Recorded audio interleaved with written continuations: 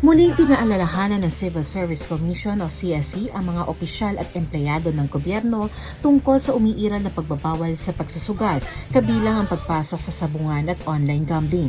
Batay sa CSC Resolution No. 26001111 o Policy on the Prohibition of Gambling among Government Officials and Employees, ipinagbabawal sa government personnel ang pagsusugal at pakikilahok sa iba't ibang gambling activities. Saklaw nito ang mga opisyal at empleyado ng national government, local government units, autonomous region governments, state at local universities and colleges, at government-owned or controlled corporations na may original charters, maliban kung may ibang itinakda ang batas.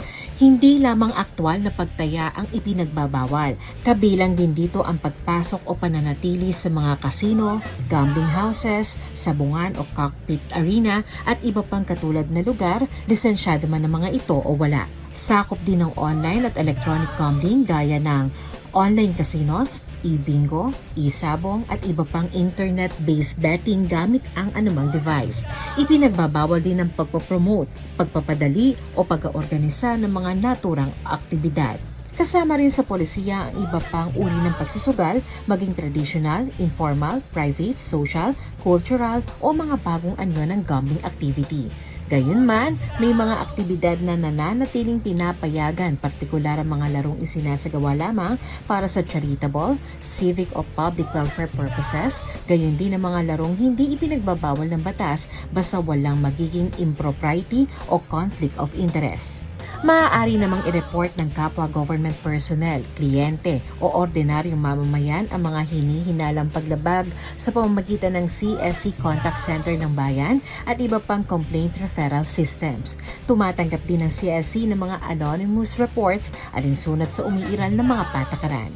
Sa ilalim ng 2025 Rules on Administrative Cases in the Civil Service, ang pagsusugal na ipinagbabawal ng batas ay maaaring humantong sa reprimand sa unang offense, suspension sa ikalawang offense, at dismissal sa ikatlong offense, bukod pa sa posibleng criminal o civil liability kapag naaangkop.